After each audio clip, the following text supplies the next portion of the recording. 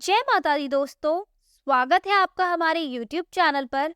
आज मैं आपको इस वीडियो में सुनाऊंगी श्री दुर्गा सप्तशती पाठ का 9वां और 10वां अध्याय। 9वें अध्याय में निशुंभ वध का वर्णन किया गया है। राजा ने कहा, हे ऋषिराज, आपने रक्तबीज के वध से संबंध रखने वाला वृतांत मुझे सुनाया। अब मैं रक्तबीज के मरने के पश्चात क्रोध में भरे हुए शुंभ व निशुंभ ने जो कर्म किया वह सुनना चाहता हूँ। महर्षि मेधा ने कहा, रक्त बीज के मारे जाने पर शुंभ और निशुंभ को बड़ा क्रोध आया और अपनी बहुत बड़ी सेना का इस प्रकार सर्वनाश होते देखकर निशुंभ देवी पर आक्रमण करने के लिए दौड़ा। उसके साथ बहुत से बड़े बड़े असुर देवी को मारने के लिए दौड़े और महापराक्रमी शुंभ अपनी सेना सहित चंडिका को मारने के लिए बढ़ा। फिर शुंभ और निशुंभ का देवी से घोर युद्ध होने लगा और वह दोनों असुर इस प्रकार देवी पर बाण फेंकने लगे जैसे मेघों से वर्षा हो रही हो। उन दोनों के चलाए हुए बाणों को देवी ने अपने बाणों से काट डाला और अपने शस्त्रों की वर्षा से उन दोनों दैत्यों को चोट पहुंचाई। निशुंभ ने तीक्ष्ण तलवार और चमकती हुई ढाल लेकर देवी के सिंह पर आक्रमण किया। अपने वाहन को चोट पहुंची देखकर देवी ने अपने शूरप्र नामक बाण से निशुंभ की तलवार व ढाल दोनों को ही काट डाला। तलवार और ढाल कट जाने पर निशुंभ ने देवी पर शक्ति से प्रहार किया। देवी ने अपने चक्र से उसके 2 टुकड़े कर दिए। फिर क्या था, दैत्य मारे क्रोध के जल भुन गया और उसने देवी को मारने के लिए उसकी ओर शूल फेंका, किंतु देवी ने अपने मुक्के से उसको चूर चूर कर डाला। फिर उसने देवी पर गदा से प्रहार किया। देवी ने त्रिशूल से गदा को भस्म कर डाला। इसके पश्चात वह फरसा हाथ में लेकर देवी की ओर लपका। देवी ने अपने तीखे वाणों से उसे धरती पर सुला दिया। अपने पराक्रमी भाई निशुंभ के इस प्रकार से मरने पर शुंभ क्रोध में भरकर देवी को मारने के लिए दौड़ा। वह रथ में बैठा हुआ उत्तम आयुधों से सुशोभित अपनी 8 बड़ी बड़ी भुजाओं से सारे आकाश को ढके हुए था। शुंभ को आता देखकर देवी ने अपना शंख बजाया और धनुष की टंकोर का भी अत्यंत दुस्सह शब्द किया। साथ ही अपने घंटे के शब्द से, जो कि संपूर्ण दैत्य सेना के तेज को नष्ट करने वाला था, संपूर्ण दिशाओं में व्याप्त कर दिया।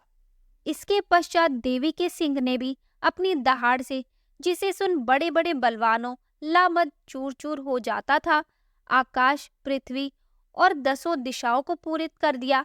फिर आकाश में उछलकर काली ने अपने दांतों तथा हाथों को पृथ्वी पर पटका। उसके ऐसा करने से ऐसा शब्द हुआ जिससे कि उससे पहले के सारे शब्द शांत हो गए। इसके पश्चात शिवदूती ने असुरों के लिए भय उत्पन्न करने वाला अट्टहास किया, जिसे सुनकर दैत्य थर्रा उठे और शुंभ को बड़ा क्रोध आया। फिर अंबिका ने उसे, अरे दुष्ट, खड़ा रह कहा तो आकाश से भी सभी देवता जय हो बोल उठे। शुंभ ने वहां आकर ज्वालाओं से युक्त एक अत्यंत भयंकर शक्ति छोड़ी, जिसे आते देखकर देवी ने अपनी महोल्का नामक शक्ति से काट डाला। हे राजन, फिर शुंभ के सिंहनाद से तीनों लोग व्याप्त हो गए और उसकी प्रतिध्वनि से ऐसा घोर शब्द हुआ जिसने इससे पहले के सब शब्दों को जीत लिया। शुंभ के छोड़े हुए बाणों को देवी ने और देवी के छोड़े बाणों को शुंभ ने अपने बाणों से काट सैकड़ों और हजारों टुकड़ों में परिवर्तित कर दिया। इसके पश्चात जब चंडिका ने क्रोध में भर शुंभ को त्रिशूल से मारा तो वह मूर्छित होकर पृथ्वी पर गिर पड़ा। जब उसकी मूर्छा दूर हुई तो वह धनुष लेकर आया और अपने बाणों से उसने देवी, काली तथा सिंह को घायल कर दिया। फिर उस राक्षस ने 10,000 भुजाएं धारण करके चक्रादि आयुधों से देवी को आच्छादित कर दिया। तब भगवती दुर्गा ने कुपित होकर अपने बाणों से उन चक्रों तथा बाणों को काट डाला। यह देखकर निशुंभ हाथ में गदा लेकर चंडिका को मारने के लिए दौड़ा। उसके आते ही देवी ने तीक्ष्ण धार वाले खड्ग से उसकी गदा को काट डाला। उसने फिर त्रिशूल हाथ में ले लिया।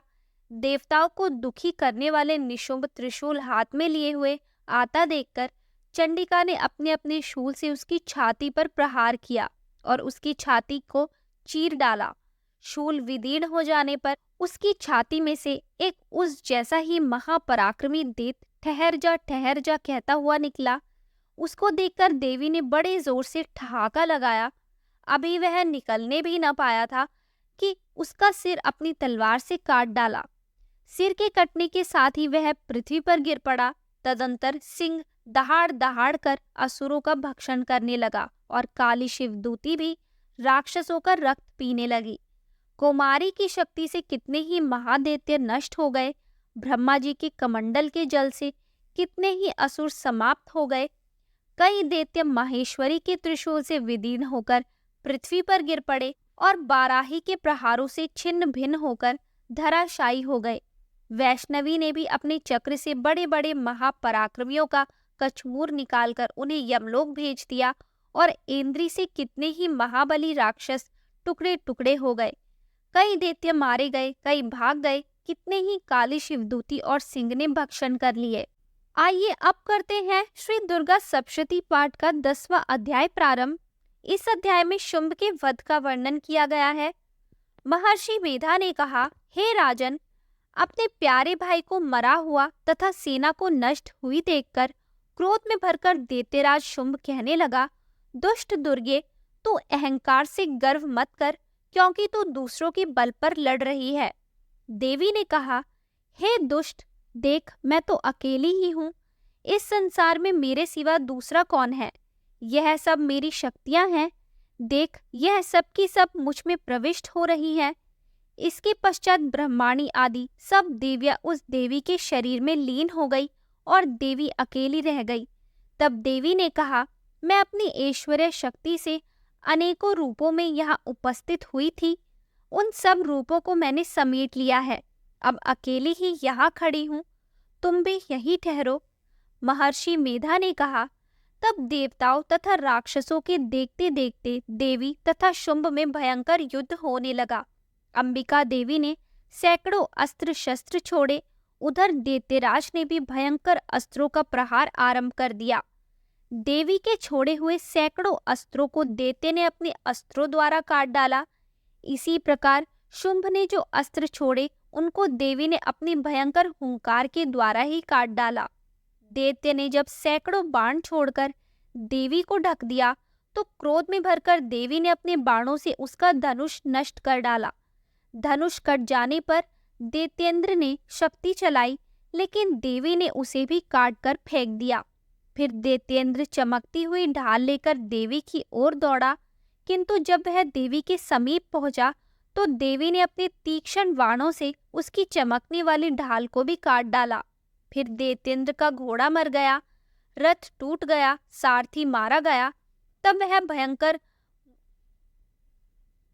भयंकर मुद्गर लेकर देवी पर आक्रमण करने के लिए चला, किंतु देवी ने अपने तीक्ष्ण बाणों से उसकी मुद्गर को भी काट दिया। इस पर दैत्य ने क्रोध में भरकर देवी की छाती में बड़े जोर से एक मुक्का मारा। दैत्य ने जब देवी को मुक्का मारा तो देवी ने भी उसकी छाती में जोर से एक थप्पड़ मारा।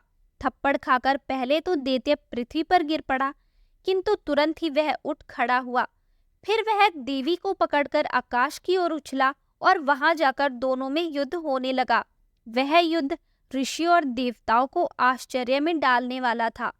देवी आकाश में दैत्य के साथ बहुत देर तक युद्ध करती रही। फिर देवी ने उसे आकाश में घुमाकर पृथ्वी पर गिरा दिया। दुष्टात्मा दैत्य पुनः उठकर देवी को मारने के लिए दौड़ा। तब उसको अपनी ओर आता हुआ देखकर देवी ने उसकी छाती विदीर्ण करके उसको पृथ्वी पर पटक दिया। देवी के त्रिशूल से घायल होने पर उस दैत्य के प्राण पखेरु उड़ गए और उसके मरने पर समुद्र, द्वीप, पर्वत और पृथ्वी सब कांपने लग गए।